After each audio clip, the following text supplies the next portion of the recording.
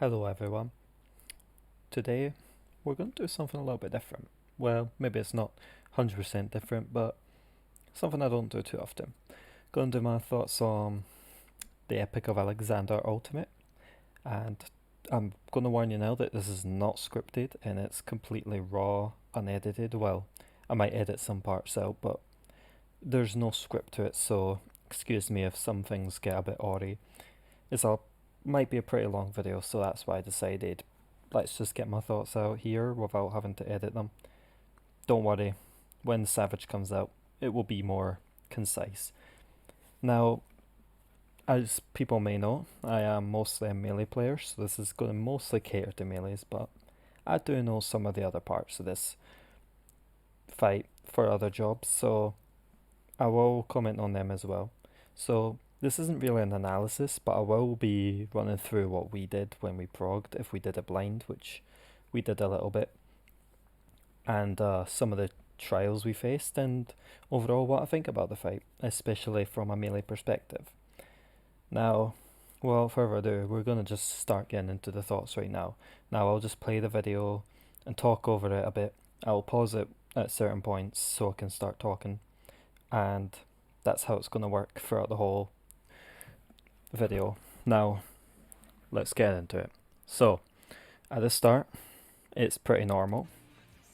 You know, pull countdown timer, straight up normal.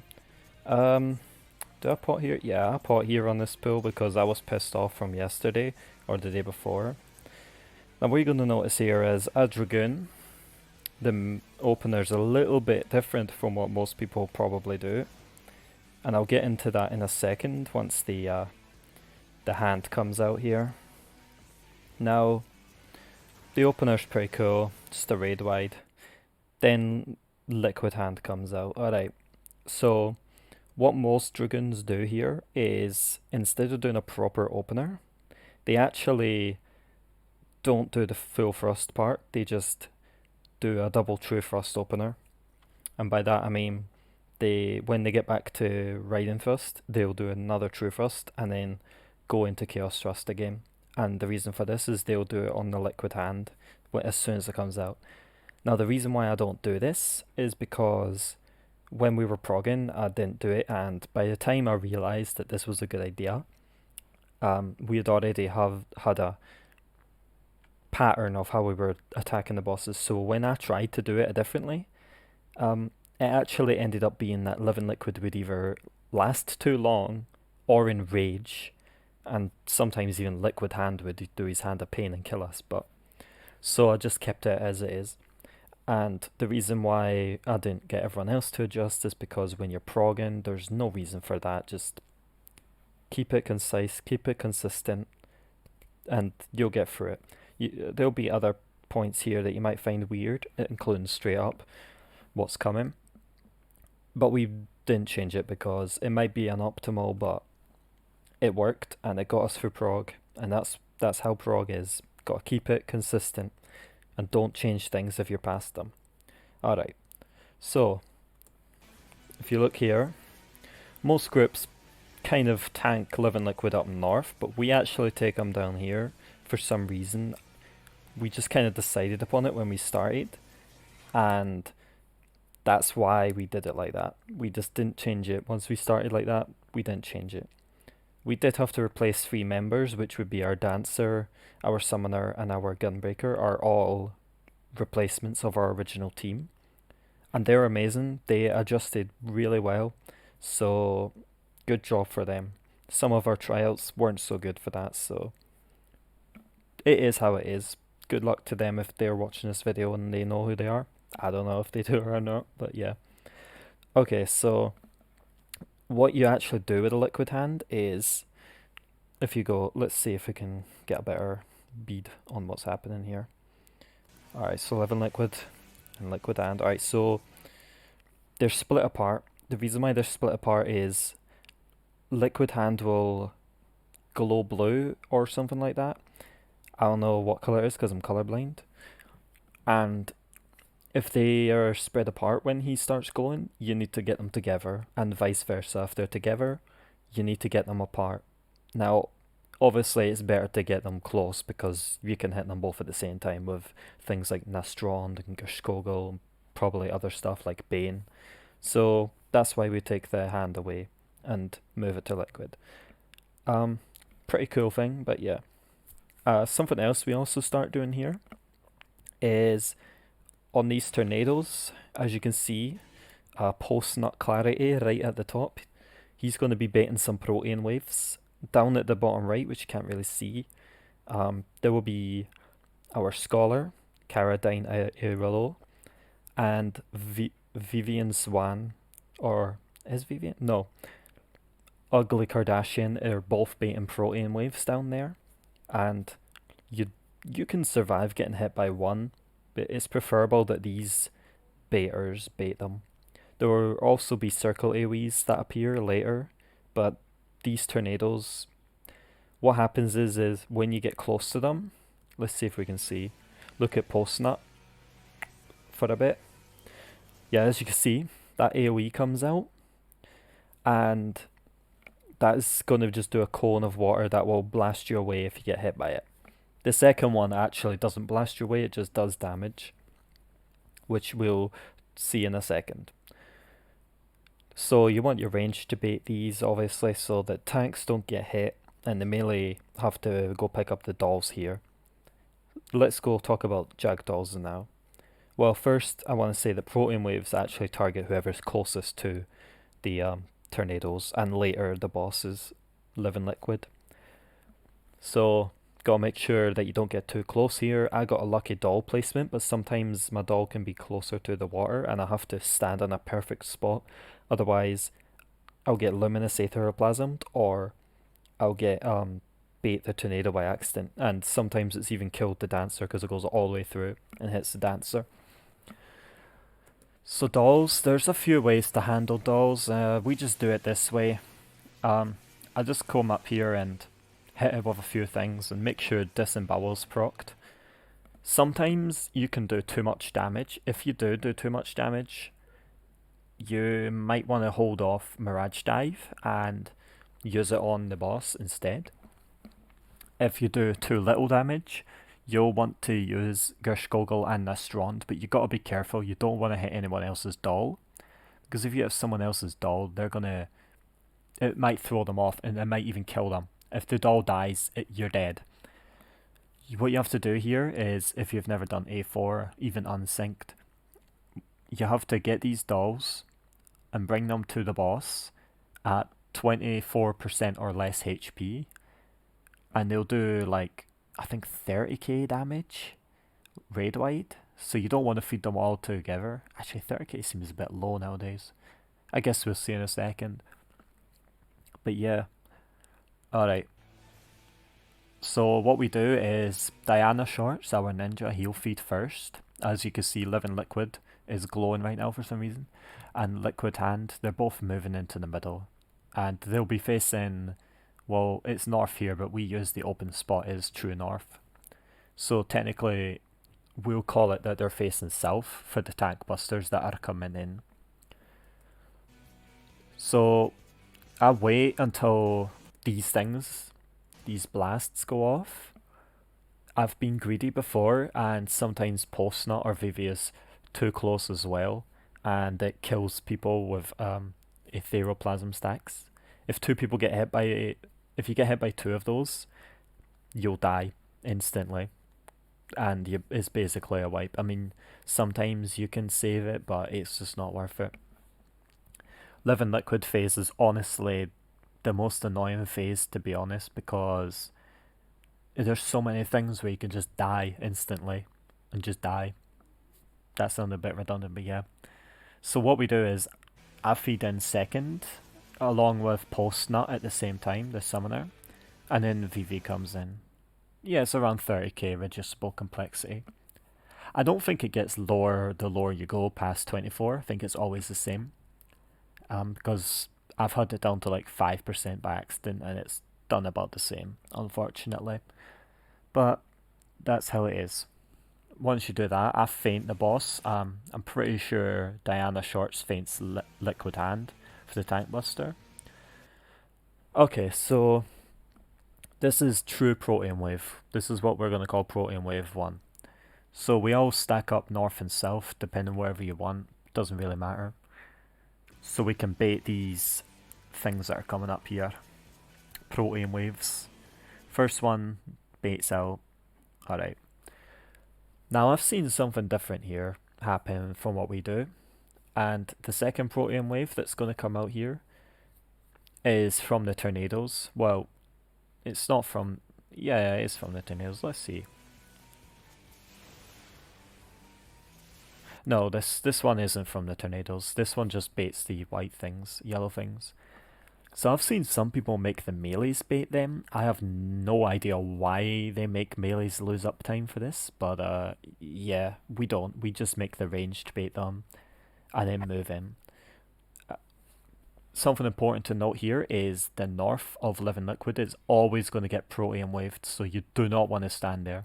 It was so funny watching our tank to stand there getting killed every time, and we were blaming them on being standing too close. But no, what happened was it was the north of this thing is always shooting out a protein wave, so you can't stand here. Now, we spread in a certain way, but other people will spread different. We spread, like I stand east, the Gunbreaker stands northeast, and Shorts and the Warrior, Jaden, they stand south and west, something like that. But you can do it however you want. To be safe here, after you bait your first protein, we like to move up and stack together. Sometimes if someone fucks up, then you've killed each other. But if someone fucks up there anyway, you don't really want to continue. Alright, so this part's pretty easy. You just pick up the tethers and invuln them. You could probably do it a different way, but that's just how we do it. As you can notice, I do double dot throughout the whole fight, even though it said at the start I did it a bit differently. But yeah. Okay, so now we're at second protein wave, or cascade, whatever you want to call it. This one's a little bit different, but the start is the same. As you can see, there's a... Let's double back a bit to when he spawns. Is this a spawn? Okay. There's six debuffs on the party list. That's called throttle. What it does is it kills you when it goes to 0. So the 2 healers have to Asuna the amount of people that they can. I think you can get up to 4. I'm not sure because I don't heal this. But coordination is key there. It's not too hard. You just Asuna it. I don't know if that was in the original fight or not, but it's definitely here. Other than that, you just start off the protein wave the exact same way. Now, as a melee, I do want to point out here that I would recommend popping Bloodbath for this, and Second Wind after you get hit by your protein wave, because you're going to take a lot of damage, as you'll see here. In fact, I don't even know if I Second Wind on this pull, because by accident. As you can see, I bait here. The healers bait in the ranged, and healers baiting their protein wave coming from the tornadoes this time. Alright. And the circles. So I move up. They move in. But I actually have to bait a protein wave, and so do the other melee, which is the warrior and the ninja in this case. Which they bait the other two, which you can't really see from my angle, but south and west. They bait those puddles. It hits hard. I'm pretty sure I didn't Second Wind here, but I can't see, but it doesn't really matter. Healers have to be on top of their game here. Yeah. Now we pull the boss down here. This part here... Alright, so there's these embolus bubbles that I forgot to mention before. What they do is if you touch them, you wipe. If they touch the boss, you wipe. So you just don't touch them. They'll spawn from the tornadoes and head a random direction of either Living Liquid or Liquid Hand, and they'll just keep going in the direction where those bosses were when the boss spawned. They won't turn or anything. So what you do is we move them down here. The embolus spawns from the tornado, and as you can see, it's going down to where Living Liquid already was, and it's not coming up. Right here, there's a Hand of Pain. Oh, I forgot to mention Hand of Pain. So throughout the fight, Living Liquid's hand will be casting a thing called Hand of Pain. So, Hand of Pain, what it does is it will pretty much wipe you if the Living Liquid and Liquid Hand have too much HP difference. I think it's around about 5%. So you've got to constantly, throughout the fight, keep them around about the same HP within a certain limit. That's why you want to double dot more than anything. Otherwise, you could just kill Living Liquid and ignore Liquid Hand. As you can see here, we're about to kill Living Liquid. And he'll just start spamming those splashes. And after that, he'll do Attack Buster and then Enrage. Here, we did really good. We killed him before Hand of Pain even came out. And that is Living Liquid, pretty much. Technically, this next part I don't like to call Living Liquid. I like to call it BG Chaser, which is the next bosses. So my thoughts on Living Liquid are a little bit mixed. Like, the phase itself is cool, but I think it's ultimately kind of pointless. If you look at Twintania and Garuda, yes, and I hate Garuda, from the last two Ultimates, their mechanics are in the rest of the fight. But in here, Living Liquid, all the mechanics in Living Liquid, pretty much every single one of them, are not present anywhere else in the fight. So I have no idea why they even put them in here, to be honest, apart from fan service, which has to be it, which I understand, but doesn't really make sense. Literally nothing that I can think of appears later in the fight. I guess the closest is BG Chaser and Cruise, or Brute Justice and Cruise Chaser fighting together, which is a double fight, which I guess Liquid Hand and Living Liquid double fight. That's about it. So it's a kind of pointless first phase, to be honest with you. But as a phase, it's pretty fun. It's better than Garuda, that's for sure. I haven't done Twintania enough to comment on her. She was alright. I like the twisters. Alright, so that's Living Liquid. He's pretty easy though. So now we're going into Limit Cut. Okay, so Limit Cut is a hard wall for a lot of people, and I can sort of understand why. And we are pretty weird with Limit Cut here, than most people are. What I recommend for Limit Cut, for anyone still progging this or going to prog it, find whatever strategy works for you and do not change it. Keep it the same for all your prog if it works, because you're going to be seeing Limit Cut a lot and you don't want any memes here because it's just a waste of time. And yeah. So what we do is honestly really unorthodox. Not a lot of people do this one, or they do one very similar to it but not exact.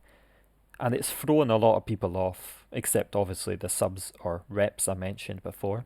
Those people really managed to adjust to it very well.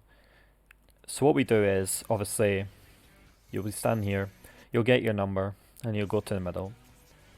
Hawk Blasters spawn anywhere around the arena. There'll be two, obviously opposite each other. So what we do here is kind of weird. We do number 1, 2, 5, and 6 go south and west, and by that I mean if the south Hawk Blaster explodes all the way up to the northwest one, which you see here, you'll be running behind to that Hawk Blaster with 1, 2, 5, 6. And the complete opposite for 3, 4, 5, 3, 4, 7, 8. It'll be north all the way down to southeast. That's probably a better way to explain it. South to northwest, north to southeast. Most people do something a little bit different. I don't really remember what it is, but we're so used to this one, we just had it work. There's also Mario Kart strat, which we do not do. That one scares the hell out of me. And again, I think we tried it and it didn't work. So try what works and just go with it. All you do is follow the Hawk Blaster. If you're number 3, you get to stand on the 4th blast here, right here next to this pizza cut. And it's really easy. Just arm's length everything and you'll be good. You want to get into practice with arm's length in here because this comes back later and I'll get into it. And you'll need to arm's length there, or surecast, or whatever. You just got to make sure that the odd numbers do a cleave, as you'll see here. cleave, and even numbers, dash. So you got to make sure you're a little bit behind, but and not too close. But you don't want to be too far behind, otherwise the Hawk Blaster will catch up to you and blow you up. So you're constantly running around. It's actually really fun considering the original Limit Cut was completely static. So as you can see, you'll get a better angle here maybe. Cleave, dash. There you go. Easy. They do the same on the other side. It can be a little bit awkward with number 1. Some people have different numbers they don't like. Personally, number 4 scares me because the Hawk Blaster chases your tail, and I am a Makote, so I do have a tail. But it's actually a really fun intermission.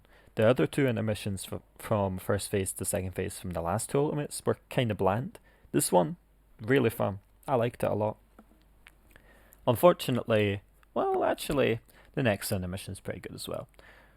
Anyway, so you think you're all safe, when suddenly, Brute Justice just comes out of nowhere, except you knew he was here because it's Brute Justice, and does a J kick, which can hit a lot hard. So you need to make sure you're topped off and shielded. I've died here multiple times because not being shielded or topped off, and honestly it's probably because the healers get 7 or 8, which leaves them little time to get here to heal. But other than that, it's not too bad. So this is another double fight, and you can handle it in multiple ways. The way I like to handle it is, or we like to handle it is, we do all our opener on Brute Justice pretty much, and the reason why will be evident later in the fight. So we do all our opener on Brute Justice. We spread out in a circle, not touching. So I'm northeast in this.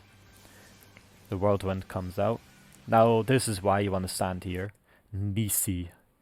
I don't know why I did that. Okay, so Nisi is a bit of a painful mechanic.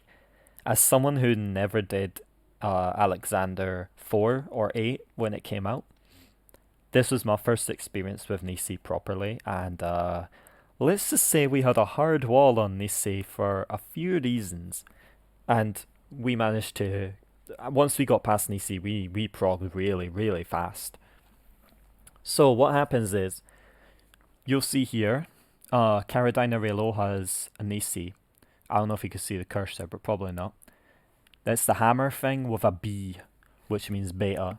I don't know what color it is because I'm colorblind, so when I first started this, I didn't even see the letters, and we were struggling to come up with a way where I could like somehow know which Nisi to get later on in the fight. And once we figured out there was letters there, don't ask me how we missed them, but we did. It was super easy. The letters are massive, so that's why it's so weird how I didn't see them. And for starters, if you look on the debuff list, you'll see an O, an A, a Y, and a B. Yes, I know that the Y is Gamma, and the O is probably not Omega, but I always called it Omega. I used to always think the O was orange and the B was green, but apparently that's not true. The purple and the blue are actually surprisingly easier to tell apart, but yeah.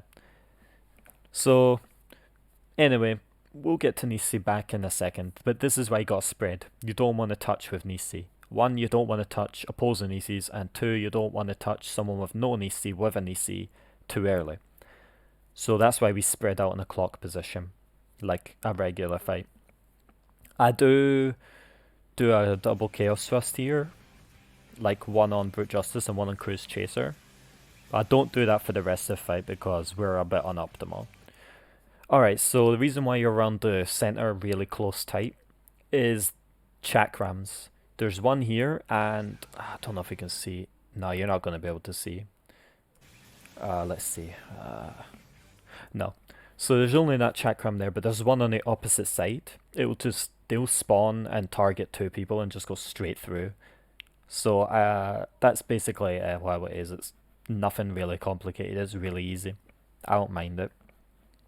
Also at the same time, there'll be an electric debuff and a water debuff. If you look on our party list on Vivian's WAN, there's electric, and that ugly Kardashian, it's Kardashian but it's cut off, has a water droplet next to their gamma debuff. That will play an important role in a second, so pay attention to that. So I go up here, I greet some uptime. Make sure you're a decent chunk away from your chakram because let's see, we might have got an unlucky pattern here, which will be good because it'll demonstrate my point here. Okay, no, we didn't. But if I was on the other side where Caradine Arelo was, instead of being right next to the chakram, she moved down. And the reason is, if you look this AoE here, or trail, that's where our chakram went, the one that's closest to me. The one that's just above it is the one which opposite side went. So there's a pretty big overlap that it could be. They could go really close together. They could go quite a little bit far away. So you need to make sure you're a decent chunk away. Our tank, which the Gunbreaker here replaced, got hit by that a few times when we were progging. And by the way, that's not to say that he was bad. It was just an example. Alright, and then you just simply move in. The reason why you want to go on the outside is... boom. Hawk Blasters again. They'll kill you, so make sure you bait them on outside. It's really easy. Now, this photon. Alright. Screw this fucking photon. There's some weird thing with Scholar Shields where it just won't apply. And if it doesn't apply, there's a very, very, very good chance that somebody dies once this photon comes out because of the Nisi. Nisi actually does a tiny bit of damage per tick or something like that. And you can get unlucky and they die. Photon, as you can see. Just so you can see again. Look at that, all the way down to 1 HP. Yeah, you want shields for that. Okay, so this is where you pass with your partner. My partner for the first two passes is the Gunbreaker, Edar Kaleo, who has the Alpha Nisi in this scenario. And the other people have their partners, Easy Cats. Alright, so you just do damage. As you can see, turn around. Vivian Swan up the top right next to my compass. He has the lightning debuff. He's going to stand there next to the tank, Gunbreaker tank, who's Tank of Brute Justice. And that's going to pass the lightning over to him, the Gunbreaker tank, and it will do not as much damage because it's just two sharing. The water, as you can see where Caradine Arelo is running, just south of that, Cruise Chaser's kind of blocking the way because he's a bit fat, but he's also skinny. We'll drop our first water there. What you do is, I don't actually share this one. If anyone from Aesthetic is watching this and didn't realise that, I'm sorry, but there was absolutely no need and it was just a loss of uptime. But don't worry, the other ones I do stack for. What it does is you stack with a few amount of people and it will mitigate the damage and it will pass the water debuff to one of those people who got hit. And then you have to run away from the water tornado that spawns. So I'll just sit here and hit this. Water comes down, they all get hit and they run away from it. Now you got to be really careful during all of this because remember, if that Nisi touches someone it's not supposed to, be it someone who has an EC or someone who just doesn't have an EC, you're pretty much wiped unless you're extremely lucky. So you've got to not touch at all. So be really careful here. Now here you're not going to get a very good sight of what mechanics come out, except from like 1, maybe 2, depending on what our Gunbreaker gets. I'm pretty sure he doesn't get one in mechanics. So I just sit here. Missile command comes out. At the same time, oh, our Gunbreaker did get it, okay. So one of the two tanks are going to get an ice, which they drop next to the water, but not too close, because it expands, so it'll freeze it. It'll freeze the water. And down south, you won't be able to see, but somebody, I'm pretty sure it's Vivian Zwan, is baiting 2 meteors. Oh, it's 2 people actually that bait the meteors. They're not meteors, they're landmines. They bait 2 landmines to spawn, and Jaden Stone, the warrior, will run through those landmines and explode them. If you've done Brute Justice Savage, you'll know exactly what I'm talking about. And both tanks have a chance of getting ice, so even if Jaden got ice, he would drop the ice and then take the mines. But that's not all that comes out here. As you can see, enumerations. Now these enumerations are always on the DPS and they're always a 3 stack, so tanks just don't need to worry about it here. What we do is, me and Caradinarillo are always northeast, and Shorts and Ugly Kardashian are always in the middle-ish. Sometimes I can get uptime, sometimes I can't. The other two have to swap depending on what luck they get. For example, if I get illumination and Ugly Kardashian gets the illumination, Post-Nut will be up here with me and Vivian's one will be down. But in this case, unfortunately, well, actually kind of fortunately, Post-Nut and Vivian both got illuminations, I believe, which made it a little bit easier because they didn't have to adjust, they would just went to their stack anyway. All you do is make sure it don't overlap, have 3 in it, boom bam boom. Second pass is coming up here. Simple, you just pass. Don't touch again. As you can see, the water has been iced, so don't have to worry about that. Remember, this whole time, do not touch Nisi, including when passing enumeration. Alright, so if you look, Edar has lightning and Post-Nut has water. Okay, and you can also see that Vivian and Ugly Kardashian have other types of debuffs. I'm pretty sure that's lightning and water. That means you cannot get hit by those things specifically. What mechanic you had at the start, you can't get hit by again. Which means different people are going to have to stack for this water and lightning. So what we do is, if we look here, actually, Ugly Kardashian ran and got the electric. Caradinarillo stacked with the water and so did I and the other people. Post-Nut dropped the water on number 1, which is northeast, and the reason why we put it here will be visualized in a second. Remember, run away here, and if you look, Ugly and Caradinarillo have now got electric and water. So we align around a circle here. It's a little bit different from before. We have our spots. Okay, so I've seen so many different strats for this that they're just all spread apart. If it wasn't for Edar, we'd still be doing that. This strat is so amazing for passing that everyone should just do this strat. I don't care what you're saying. If you're not doing this strat, do this strat. Alright, so Flamethrower burns the water so it's gone. So, Judgment has come out, or whatever it's called, I don't care. It comes out about the same time this second water drops down. If you look, I don't have a Nisi, but what's this? I have an Alpha next to me. That means by the time this Gavel comes out, which comes out in a bit, I have to have the Alpha Nisi.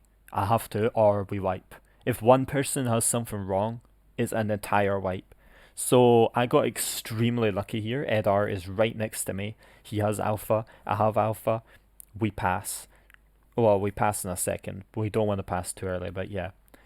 Let's look at something that's a little bit more complicated. I can't really see here, but it could be anyone. I could have Beta, which would mean I would have to run around to get Caradine. The reason why we're in a circle is it makes it easier to pass because you have to all run practically at the same time before the Nisi drops off, because it does have a timer. And you also don't want to cross over paths as much. So, yeah. I'm gonna go get the A here. But at the same time, the Cruise Chaser is going to activate Plasma Shield. Plasma Shield, at first we tried to have every DPS attack it. That was not a very good idea.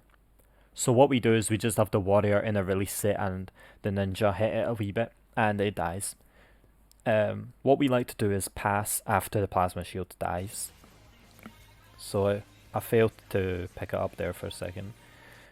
If you don't kill the plasma shield in like 5 seconds, Cruise Chaser gets a buff and Whirlwind will kill you.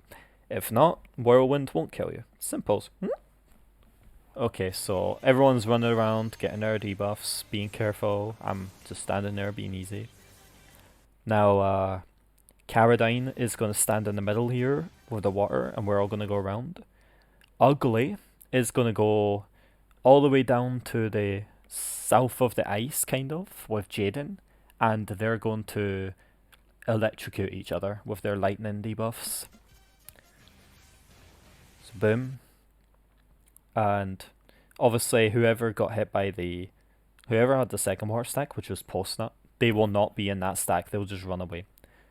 So we get that and we run away. Don't worry about the debuffs now, they're pointless. So what we do here is we line up behind this ice jail. As you can see, this isn't even the order we decided upon, we just kind of fucking switched it on the fly. Sometimes post-nuts at the edge, it doesn't really matter, it all depends. I was supposed to be where Vivian was, and Vivian was supposed to be where I was, and post-nuts where he is now, but sometimes it switches up. It was weird, but we never ever screwed up because of it, because we're masters of adjustment apparently. And whoever was Self, which is Shorts, he's a god by the way, he always got it right. So the reason why you line up here is so the first part, either all healers and tanks get an EC, or all DPS get an EC. For us, all healers and tanks got an EC, so by the time third pass came out, we had to pass on them, and we make sure whoever doesn't have the EC passes, because obviously it's less chaotic that way. Yeah. What happens is people who, for fourth pass, they have to do the same of what we did on third pass, just we line up here. You find whoever partner you need and just stand on them. And you need to be behind the ice because Propeller Wind comes out, which confuses you. I actually don't know what happens if you get hit by it in this. I don't know if it kills you or not. I'm just based off of A11 and A11 Savage. I've never been hit by it. None of us ever have, so it probably does something. Look, the hitbox is massive behind this ice, so you're never going to get hit by it if you're doing it normally. Galavel's going to kill you if anything. So if even one person doesn't have the right Nisi here, or any Nisi, you're dead right here. Okay, so now we trick attack Cruise Chaser, and Photon's going to come out. This one just hits the two tanks. I like to feint Brute Justice here because he's going to do a double rocket punch. Double rocket punch is just a shared tank buster, two tanks on top of each other. This is just a burst down phase, it's really easy, all the mechanics are gone. And you can see that Cruise Chaser accidentally caught up with Brute Justice. I must have done something wrong, or someone else must have done a little bit, or got unlucky. Usually Brute Justice is a bit lower. But either way, we dot Brute Justice and Cruise Chaser here. Super Jump comes out. Okay, so as you can have seen, if we back up a bit, pay attention to Vivian's Swan underneath Manastrond here.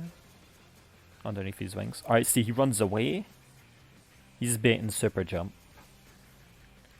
And as you can see, Super Jumpu! Brute Justice has jumped away. That is why we DPS Brute Justice all the way down at the start, because he jumps away and just sits there spamming that for like a million years. And in that time you could just catch up with DPS on Cruise Chaser, it's super easy. And then he comes back and easy. So he'll do 2 whirlwinds here and then enrage. We actually like to get the 2 whirlwinds for GCD purposes, so yeah. You can kill it before, but we like to get that. And that is BJ Chaser. If you kill one before the other will start casting an enrage, and so you want to kill them around the same time. You can't just kill one and then focus down the other from like 50%, that's not going to happen. So, Brute Justice phase. If we count Limit Cut at the start, I actually really like that phase, it's really hectic. It's a bit forgiven for an ultimate, to be honest, because like chakrams could be a bit more, and the enumeration's pretty static as well. But it's a pretty fun phase, I'm not gonna lie. There could have been a bit more that Cruise Chaser could have done, or maybe even Brute Justice, but from what we got, it's pretty cool. The most frustrating part is passing Nisi, and as I told you before, we walled there really hard. So once we replaced some members, because some people had to leave due to IRL purposes, we actually procced quite fast. But yeah, once you get Nisi down, that phase is a joke. It's really easy. It's honestly, in my opinion, the easiest phase of the fight, but I'm a melee DPS, so yeah. The other ones actually have to do a bit more, and apparently the bosses hit hard, so I mean it's an ultimate what you expect. And there's two bosses, so and that's the end of double fight phases from here. Alright, so that was my thoughts on that phase. Now we're going into Alexander phase. So what happens here is Crucius and Brute Justice reappear, and a bunch of debuffs are coming out. So there's like a couple of ways you can handle this, but we like to do what we call the shocking Christmas blowjob strat. I didn't name it. This static's weird, and the reason why is because BJ blowjob, haha. What that means is the Christmas tether, which is the, I don't remember its name, but it's the red one on the, if you look at the party list, Edar and Postnut have the two arrows pointed towards each other, which means you have to be close and you'll take no damage.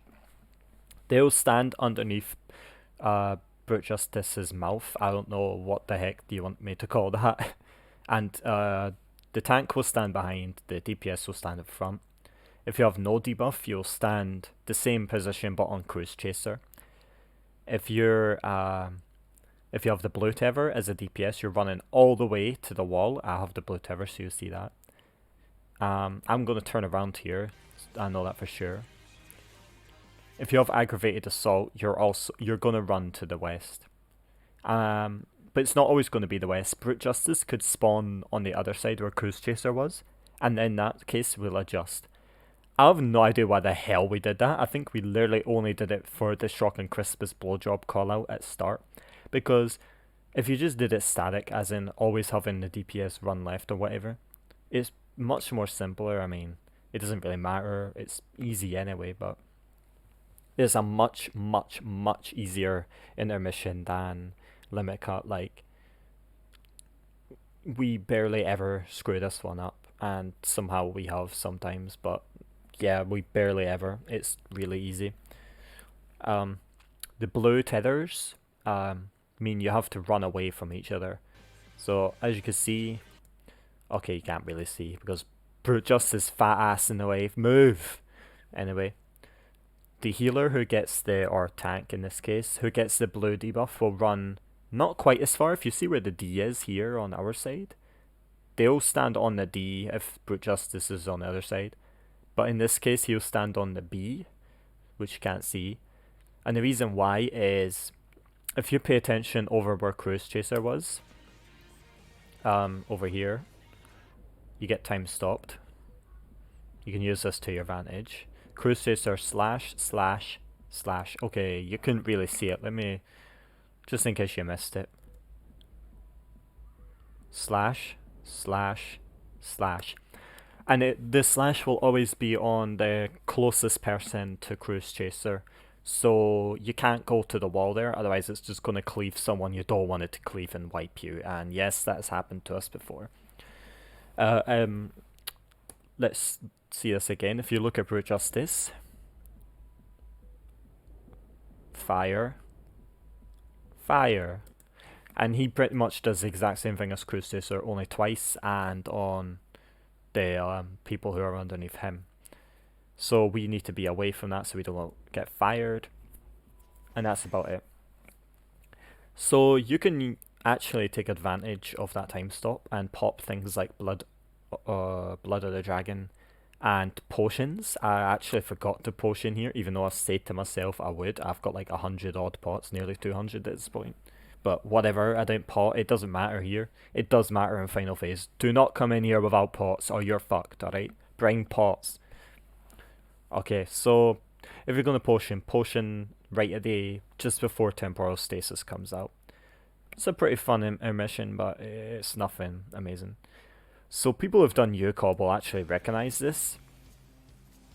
It's a short burst phase of damage.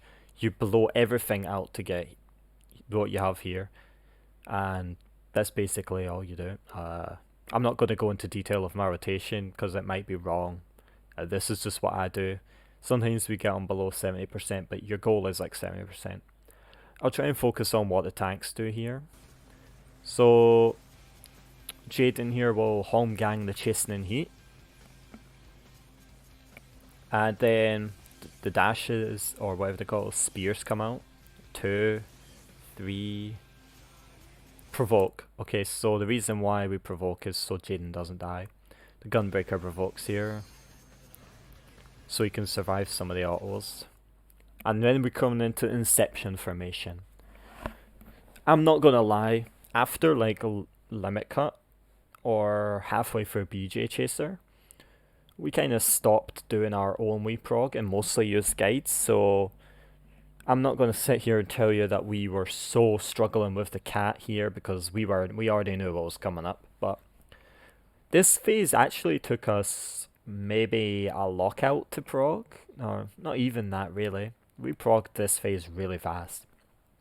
At first it seemed a bit complicated, but it wasn't bad. So he's going to go away. As you can see, we get him to like 70%, 71. It's fine, doesn't really matter. He's going to spawn either north or south. He spawns south here. BJ and Cruise Chaser. Let me go back.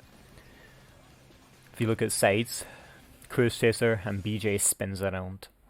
They're going to be on either side. They can switch around. It doesn't really matter. All you do is just adjust around to based on which position Alexander's at for mechanics. So these balls are going to come out and you're going to get tethered. I don't get a ball here. Only 4 people do. So you'll have one ball go, if you see all the way on the right, bottom right of my screen, there's a wee nipple down there. One ball is going to go down there, and on the complete opposite side there's going to be one ball. And the other 2 are like, let me see if I can get a bit. Come on. There's a wee nipple at the northeast there.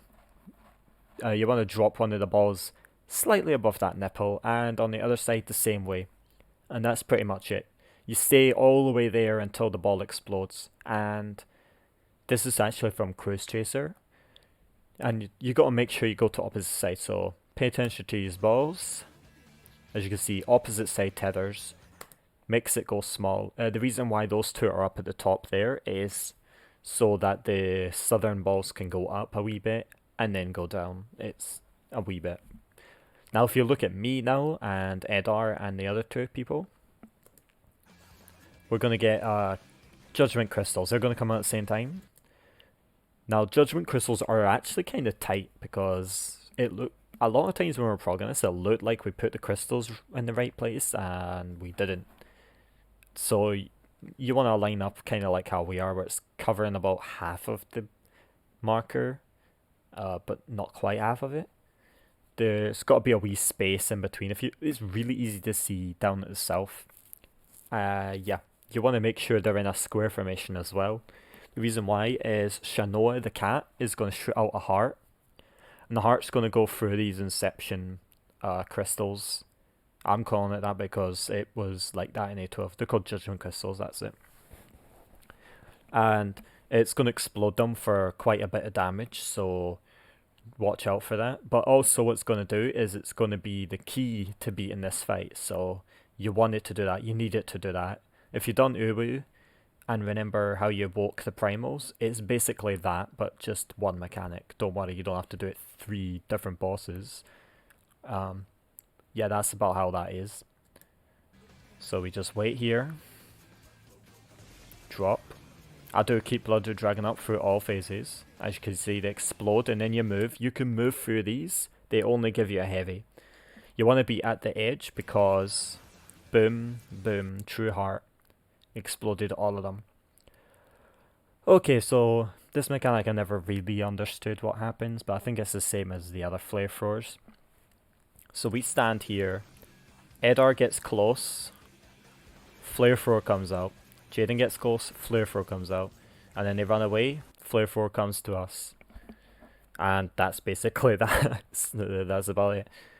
You can't get hit by it twice, so you have to be spread out, like how we were there. And then you can get like a 2 GCDs off on this heart, so, or maybe more if you can get up there closer.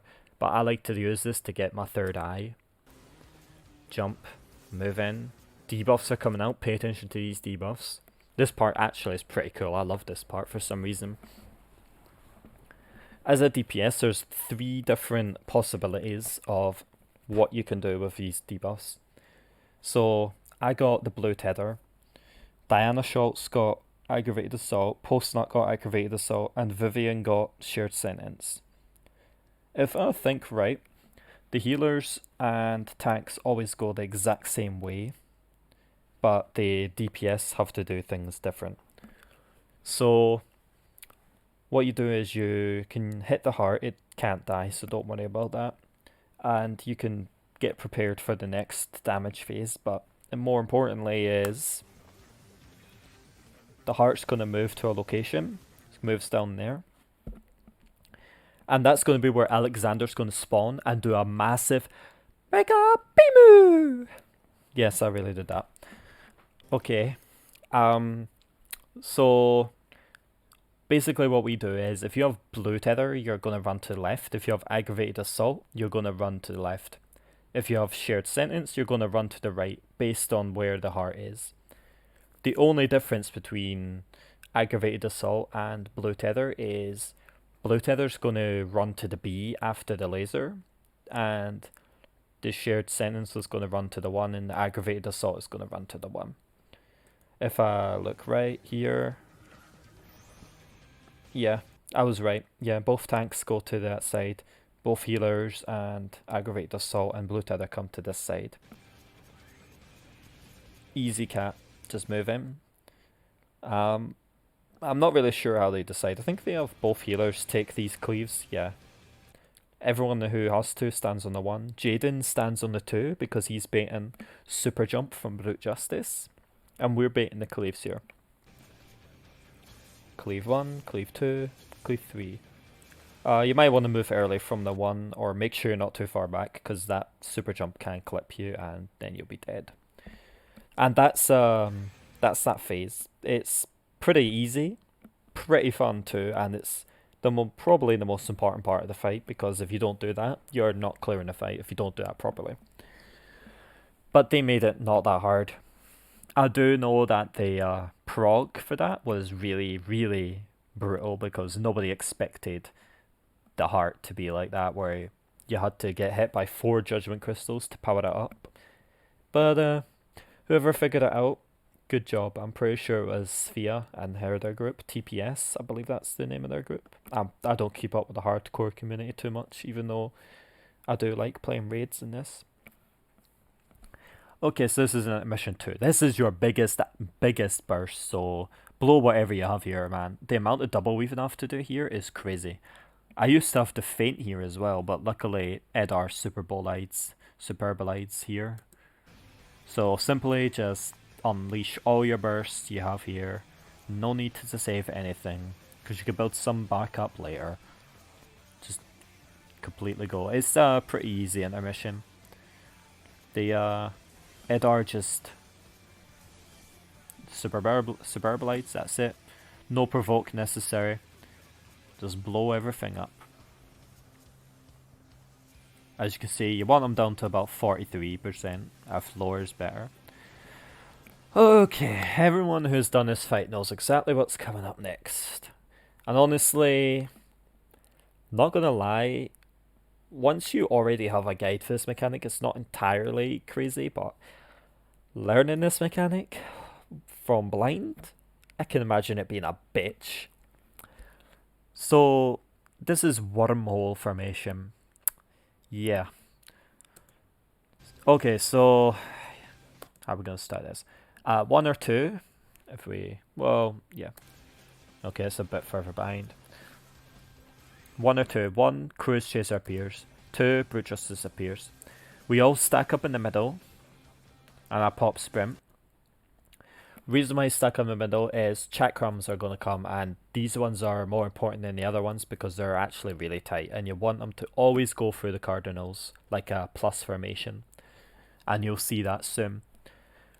But you'll also get limit cut numbers here. Yeah, as you're going to see, limit cut numbers. I did tell you it was coming back, didn't I? Alright. So what we do here is a modified TPS strat, as Edar had called it. And I think the modified means that 3 and 4 switch positions. What we do is we have all the reds, or evens, on the Brute Justice side, and all the odds on the Cruise Chaser side. So, you spread to your side, make sure you're at corner. You do not want to be on the cardinals because, as you can see, Chakram is going to go all the way through, and you don't want that. And you'll see these puddles spawn in here. Yeah, we'll talk about them in a second. So first, what we do is there's 4 special numbers, I like to call them, ones that are relatively unique. So let's go back to it. I'm not one of them. So as you can see here, number 1 is running to number 1. Okay, and number 3 is running to the A pretty much. In this case, it won't always be. Number 1 is always going to be next to Cruise Chaser. Number 3 is always going to be opposite BJ. Number 2 is always going to be opposite Cruise Chaser. And number 4 is going to be on BJ. Number 4 is basically what you wish for because you don't have to do anything. And number 3 is basically what you don't wish for because you have to do too much. What TPS apparently does is they have 4 go all the way to bait the super jump, which is why 3 is running up that way, by the way. I'm not really sure why they do it like that, but whatever. You've got to make sure, though, that you're always facing outside, especially as an odd, because the cleave is going to happen and you don't want to kill anyone. So, I run here. Basically, 7 and 8 are practically the same, and 5 and 6 are practically the same, so that makes it a bit easier. So what we do is chakrams come out. Okay. Super jump. The cleave is going off at 1. Dash. Whoever has number 5 and 6, they will stand in the puddle. Boom. The reason why 4 is at BJ is to bait Apocalyptic Ray so it doesn't hit anyone. Okay, so that's 5 done. 5 and 6. They'll move down there. And as you can see, bait, cleave, and dash. At the same time, 7 and 8 are going to take the second puddle, and then they're going to do exactly what 5 and 6 just did. Move down. And at this time, 1 and 2 are going to take the last puddle. We go down, cleave, dash, puddle, and then stack. This isn't a guide, so sorry if I explained that wrong. It's kind of hard to explain something that's got so much going on. And you do have to learn everything. It's a little bit awkward, so good luck to anyone frogging that. It's a fun mechanic though, and we've definitely had our fair share of wipes there. And I really hate this stack because I've got killed by it by Servitix. All you do is just stack up and shield up. If you're not shielded up, then you're going to die, and because I'm living in Scotland on an NA server, Servitix like to choose me last for heals, and I die, even with second wind, which I do pop there because I like to be safe. These enumerations are the exact same as the ones that we saw in Brute Justice, but what we do is something a little bit different. We kind of just make one go left and one go right. Adjust if necessary, as you can see. And we put all the tanks on the left one and all the healers in the right one, and the 2 DPS who didn't get anything just go down. Easy cap. One time our Dancer actually did some mega move here. I might link it in the description if you're interested. It is extremely awesome, and it will show you how forgiving this can actually be if you are a Dancer, and why Dancer is awesome. I don't even really play Dancer, but it's awesome. Okay, so this is intermission 3 or whatever you want to call it. This one actually isn't a big burst. This one is preparing for the next part. If you've made it this far, you've basically made it to the end of this phase, so Good fucking job. So far, the fight has been alright. As a melee, you don't have to do anything special, like range or anything. Okay, so you prepare, and he goes away, and Cruise Chaser and Brute Justice appear and start doing things. So there's going to be a lot of raid wide coming out here. So what we like to do is burst down Cruise Chaser, and then burst down BJ. Now, we must be doing something a little bit weird here because BJ gets quite a bit of stacks, but it's okay because we'll adjust eventually. So basically, I get my dot off on Cruise Chaser and then just start blasting them. Do not go for positionals here because, yeah, you're going to need a lot of healing. So what happens is Brute Justice is going to sit there spinning like a funny wee clown, and he's going to do raid white to everyone and then gain a stack and damage up. And he's just going to keep doing that. If you've done Neo-X stuff, it's the same as a Neverwhere, his Enrage. And if you've done AAS, I hate saying that, then it's the same as that because it comes from that. What we do is we kill Cruise Chaser because his Enrage actually just kills you straight up. So you want to kill him first. As you can see, we blast him away. Cruise Chaser blast him away.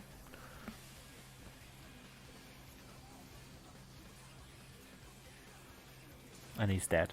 And then we move on to BJ. As you can see at his debuff list, 6 stacks, 7 stacks, 8 stacks, 9 stacks. Now, something important here I want to say. If you use 2 minutes here, where I use them, I actually don't use Dragonfire Die for some bloody reason. You're going to want to hold DPS on Alexander Prime himself. Otherwise, they won't be up for the final phase, so just note that. If you use 2 minutes at the start, you're fine, but if you use 2 minutes around where I do, then yeah, you're kind of screwed, so watch out for that. Yeah, you just hit them. 10 stacks, 11 stacks, and then 12 stacks. People apparently don't like 12 stacks, but we're badass and we deal with it, so that's all you do there. Don't go for positionals, otherwise you're dead. I tried that and I didn't die, but I got shouted at, so I stopped doing it. Look at the healer's MP. Huh. Maybe that's why they don't like it. Oh well. Okay, so now we hit Alexander Prime. Look how slow his Enrage is. Yeah, you're not losing to this Enrage. We've had multiple deaths and we still beating this Enrage. Look, I just sit here and don't damage him because I want my 2 minutes to come back up. And the Gunbreaker also wants cartridges and stuff. And then I basically do hit him after. And then he's still got another 2 years. And that's it. That's Alexander Prime phase done pretty much. So congratulations if you've done that. As a phase, it's pretty cool. I actually really like Alexander Prime phase. The music makes you all go like pumped up and stuff. Like, it's pretty awesome. You're all moving around and stuff. Yeah, and trying to fit in as much burst as you can in those 2 phases. Yeah, it's pretty cool. Also, I have a little bit of a soft spot for Brute Justice Spin because I find it funny. And yeah, that's all I got to say about that. Wormhole is an awesome mechanic. I actually really like Wormhole. Even if we die to it all the time and the stack hates me. Inception's alright. It's nothing amazing or anything, but it's fun. But Wormhole's where it really shines. I do like the Shinoa mechanic. That part's pretty cool. Especially if you were just progging. Well, if you were just progging, you'd probably hate it. You know, I never really understood what's up with that Shinoa mechanic. It doesn't really make sense apart from Shinoa and the Codex are part of the lore, but like the heart having to hit the crystals doesn't really make any sense, but whatever. Technically it's not over, but you just tank LB here at like 5 seconds. It's the same as even A12 normal. Also, you have to shield up. If you don't shield up, look how much damage we take with shields. Holy cats. Caradine Arello, what the hell? You're almost dead. I didn't even realize that. Okay, and also, yeah, you're not yeah, you're not going to save Blood of Dragon for this, so don't even bother. I'm going to take a bit of a break here, and by that I mean I'm going to take another drink because my throat's hurting again, so yeah. Okay, so welcome back. Alright, so this is the awesomest transition in the entire bloody game, and I used to love Neo X Deaths, but this one is amazing. I'm just gonna let you watch it because I love it so much, even though I've seen it so many times. If you've not seen it before, it's amazing, especially with the music.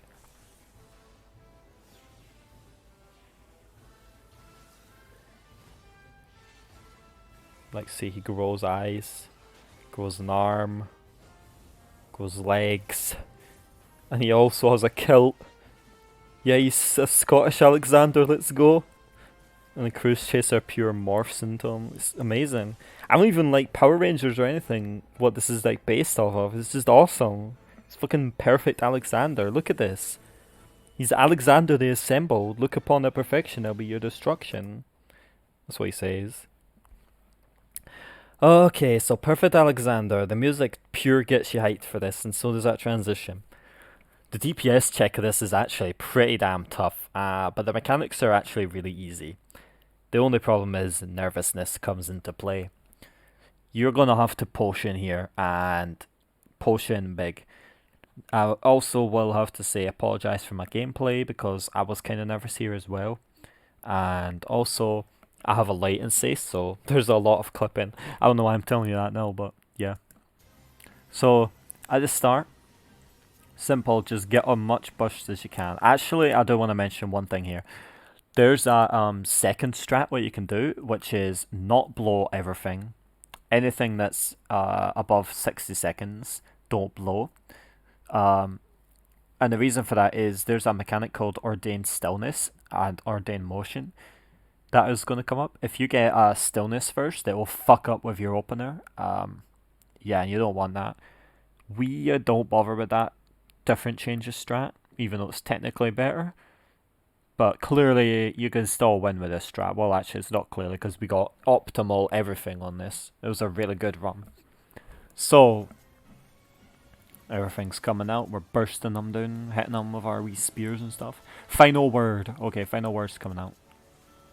Alright, so a bunch of debuffs are coming out. Let's see if we can see here. Well, it's kind of hard to see because that stupid Codex buff, which is what you get from the Shanoa cat heart thing. So if you look on me, Galuf, Vivian Zwam, well, that's about all you can see here. But there's other ones who have it. We have this wee yellow debuff of an arrow. We're gonna get that's gonna make us move towards something called a light beacon.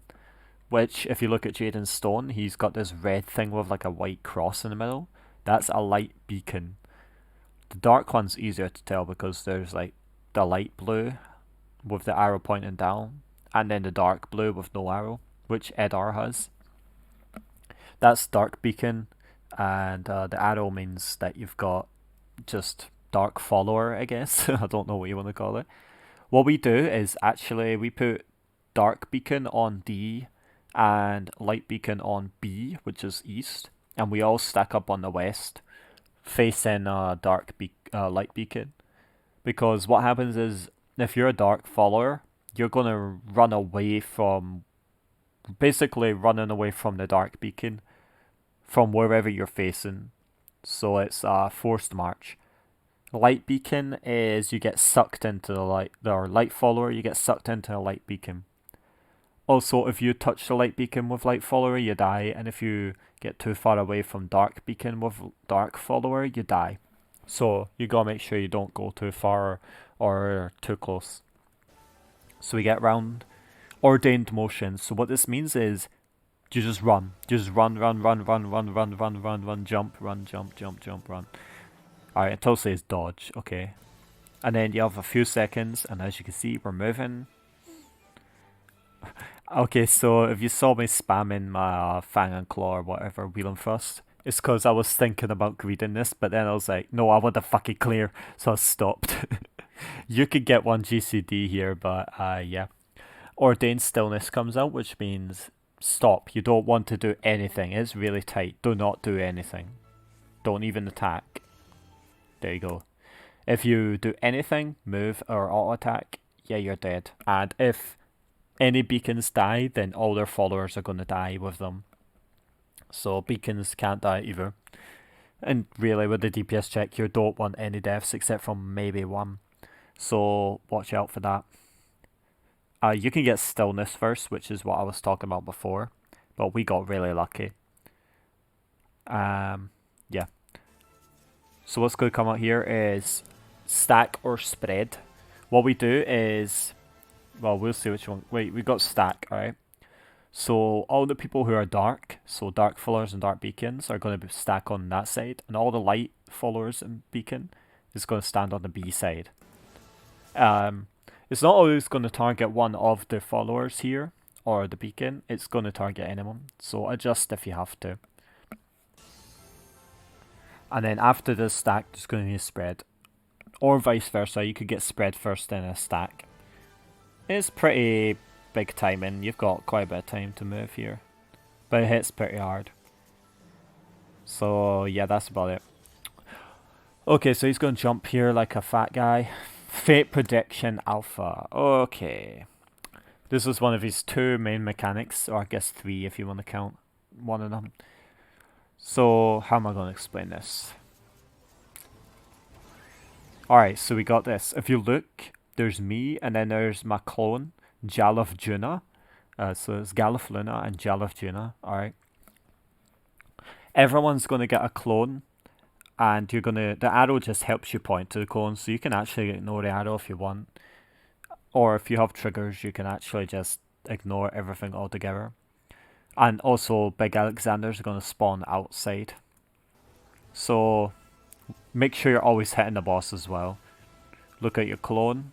Look at mine specifically if you want. Stillness. Alright, so that's ordained stillness, which means don't move. Not now, but later. Gotta remember that. Alright, so keep looking at whatever clone you want, but I'm looking at mine because that's me. Alright, if we go back a few seconds. Look above my clone. Boom, Deformation. Okay, so they got Deformation. Alright. I'm not going to go like that with every debuff, but I'm just saying because that one's right there. Shorts has got Deformation. Okay, and then Aggravated Assault on Ugly. Alright, so those lasers came out. Actually, I was too busy looking at other things. I don't think I even got anything. Okay, Motion. Okay, Ordained Motion, as you can see. So that means we're going to do Stillness and then Motion coming up here. Not now, but coming up in a second. You got to pay attention to which lasers come out from the Alexanders, but we have someone calling out, so I don't really look at it here, but it isn't too hard. There's 4 Alexanders on the outside, and the 2 middle ones, one of them's not going to fire a laser, so you just look at which one doesn't, and then stand there with Deformation. And then stand opposite it for the next mechanics for everyone else, which you'll see here because we don't have Deformation. So you see where the 2 is. Everyone who has Aggravated Assault, I believe. Let's see, yeah. Aggravated Assault goes on the right side of the 2.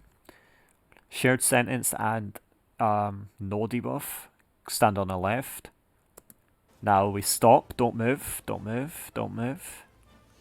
Deformation, alright, so as you can see, Stillness comes out. If you look in the distance, there's a Wild Shorts right at the wall. That's for Deformation. We keep moving because Motion's coming out. Make sure you're still in your stacks. And that's it. Okay, that's it. Look, it all goes so fast, but that's basically all you have to do. You can get anything. There's no bias between DPS, tanks, or healers. You could get anything, so make sure you learn it all. It's actually a pretty cool mechanic. I actually really like it. If you want, I'm going to double back on this, because I didn't mention the lasers. So look at the Alexanders, there's 4 of them. As you can see, laser, laser, laser. But that one didn't laser, because he's lazy, I guess. He's a lazier. Okay, anyway. So Tank Buster comes out here. I don't actually know how this works, because I was too busy focusing on what I had to do. But yeah, it hits hard, so just don't stand next to it. And do whatever you have to do with it.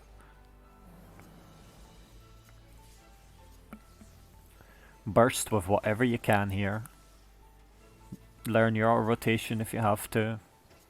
Okay, so already we're going into Faint Projection B. It basically works the same way as the last one, where you read your debuffs, so 4 Alexanders on the side. Well, I think there's only 3 this time. Keep watching me. Now I'm going to go to the edge. Light Beacon. Now you can tell I've got Light Beacon because I'm at the edge and I'm not moving. And yeah, it can get a bit awkward here if you're not sure what you're looking out for, but everyone gets something different. So what can happen is you can either get Light Beacon, Light Follower, Dark Beacon, Dark Follower, and also you can get the blue tether, the green tether, and nothing, and a stack, but the stack doesn't really matter. So basically, if you're light anything, then you don't really have to worry about much because everything resolves itself. If you're dark, you kind of have to watch out a little bit more. But I'm a light beacon here. That's the stack, which doesn't really matter. The super jumps don't really matter here. Okay, so you see, you couldn't really see it, but there was 2 big balls spawned. One of them was right in my camera. Let me go back a bit. Alright, yeah, see? That means that it's going to be a stack coming up. He can also do the spread one as well, so you got to watch out what he does. Okay, and one more thing to look out for. Alright, so that Alexander did a Radiant Sacrament. We're going to run there right at the very end to be the safe zone. All the other ones you'll die at if you don't go to it. Any one of those 3 Alexanders can be the one that does Radiant Sacrament, so you got to pay attention. So it'll be a little bit less confusing when I show you it here. Everyone's stacked up there. I'm the light beacon, so I stand at the wall. Okay, move your wings. Okay. Dark beacon is standing on B. And as you'll see, dark follower with blue tether will make sure they're pointing to run south to C. Dark beacon with nothing will run straight across, and dark beacon with green tether will run with the party up to light. And everything else, as you can see, doesn't matter. If you get stack, we have the dark people go to the middle to stack, and the light people stay up here to stack. This one will always pick one of each, so one on dark and one on light, so that's how you can work this one out. It goes really fast, this, but it's actually really, really simple. I might not have explained it well, but it's not a guide, so yep, as you can see, stack, and then run into here, Radiant Sacrament, and he does it. That's it, that's all it is. Alright, so now you're hitting them again. It's another tank buster phase, that's all it is. It's the exact same of what you did before. Well, maybe different because it depends on who's tanking, but pretty much the same. You just make sure you're bursting right. But you don't want to use your potions and 3 minutes here because you want to save them for a specific burst because you're not going to get them back up again anyway. Okay, the final mechanic, Almighty Judgment. Okay, so we all stack up on the southeast here. And look, 1, 2, 3. Okay, so let's go back here. What's going to happen is these cogs are going to drop down. And these are going to show you the order which they're going to explode. If you've done God Kefka or even copied Factory, you might recognize this a wee bit. So you got to pay attention to which order these drop. And you can move from the third drop to the first drop. So as you can see, we stand here, this is the third one, and we're going to move into where the first one was. Boom, move into it. That's it. And watch out, because there's a very, very hard hitting stack here. Very hard hitting. That was a lot of mitigation, and it still hurt a lot. Okay. And that's all it is. Not much to discuss there, aside from it's basically just trines. But it's really, really nerve-wracking when you get there. Alright, so another tank buster. The final tank buster of the fight. Just handle it like you did before. Well, I guess not, because you're Super Bolide in. Super Bolide. Okay. Almighty Grace, or whatever it's called, Almighty Judgment, one more time. The Shake is actually Big Alexander. I didn't know what that was when I first did this, so I got scared. Alright. As you can see, Postnut almost fucking dies here. Oof. And move into 2. There you go. That's it. Okay. Well done if you managed to survive that. Another Irresistible Grace. Hurts really, really bad. And now we're going to get into Enrage here. The Enrage is... If you've done Uwu, you'll recognise it a wee bit. It's pretty similar to Uwu, only you get a choice. All you do is make sure... Well, we've already potted at this point. I'm not going to go back, but... Basically, you use all your burst stats second Almighty Judgment, including your potions. So make sure you do that, because people are going to get sucked in here, and this is the end. We do the healers. So what's going to happen is there's going to be these jails coming out here. Let's see a wee bit. Right, look to the left of me. Caradinarello is going to get in jail, and they're going to go all the way around clockwise. If I'm 6 o'clock clockwise. Yeah, so you do your lowest DPS, or not really, you do your lowest burst DPS, because, for example, someone could be higher than me, but they might not be in their burst, so that's why I'm at 8. Me and Postnut are at our burst at this point. So we're 7 and 8. So Caradinarello gets jailed. Well, yeah, see, she's coming down to get jailed, and it's going to go round to Ugly. And it's just going to keep going round while we're unleashing our burst. Shorts does his LB here. It's still going round. Okay, now it's hitting the DPS. It's going to start hitting Vivian. It's going to hit Shorts. And then it would hit Postnut. And then once it hits Postnut, it's pretty much over, because then I get jailed and that's the end. And you die. Really tight DPS checks, so bring your A game if you're ever trying this. And that is the Epic of Alexander. Really, really awesome fight. I had so much bloody fun and prog in this fight. Even though we had so much of a rough start, like with the holidays, people having to leave due to IRL issues, and so many technical issues. It took us like months to clear because of all those things. I still had so much fun prog in this fight. Apart from like the last day, but we don't talk about that. I was just tired, okay? And that is the Epic of Alexander, a really awesome fight. I really like how mechanics aren't just based on if you're a melee or that. Most of them, especially towards the end, it's basically you've got to know what mechanic you...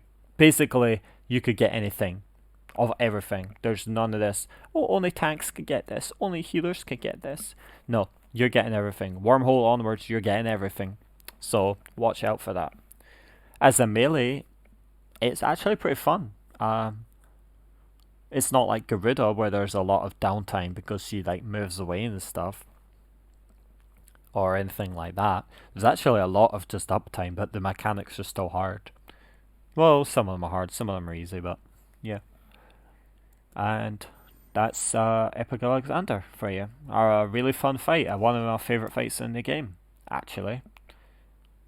And I hope you enjoyed watching this, because I actually enjoyed making it, even though my throat hurts because I'm not used to talking so much. Alright, and this is our team. We had actually, some of us had just cleared Uwu before this. If you look on my channel, Uwu was posted just before this clear, because I got a clear a few days before, so... But Jaden never, unfortunately. Really cool arena. Duty complete. Lalafell. Shorts. Ugly. Me. I love that spear so much. And Alexander. Goodbye, Alexander. And that's it. The Epic Alexander Ultimate complete. Really fun fight. I can't compare it to Yukon, but compared to Uwu, I think it's better, because in my opinion, I don't like Garuda. Ifrit's alright. Titan's better than Ifrit. But Ultima is like the only really good phase. Everything before it's kind of shite. Whereas in this, I think Living Liquid is the only phase I'm not a massive fan of, just because it's kind of pointless. But everything after that is amazing. I love the transitions. One thing I don't like though is Alexander Prime phase is kind of similar to Bahamut. Not entirely, because they made it shorter. I never did Bahamut, but I know that it's you do a burst, and then you do mechanics based on like the three bosses that all do mechanics together. There's only two in this, but in Bahamut there's like five or six. I don't really know. I'm just gonna say 10 because that makes it sound scarier, even though I know there's not 10. Yeah, really great fight, and I really enjoyed progging it, as I've already said. The weapons look really cool as well, and the arena is awesome. The music is amazing. Oh my god, Mobius orchestral version is just fits the mood perfectly. It's amazing. Like it really gets you in the mood of holy shit, this is the end. We gotta do it, otherwise we're dead. All right, so it gets you racing. It's a pretty long fight, and okay, I'm not going to beat around the bush here. The reason why it's the best fight is there's a cat in it, so haha. Thank you for watching, and hope you have a good day. Like if you liked, comment if you want to know more opinions or have your own thoughts, or you just want to say how shit my hotbar and HUD is, because that is also something I hear all the time. And subscribe if you want to see more thought videos, maybe some solo guides, and just some clears if you really want. And have a good day. Thank you for watching. Bye bye.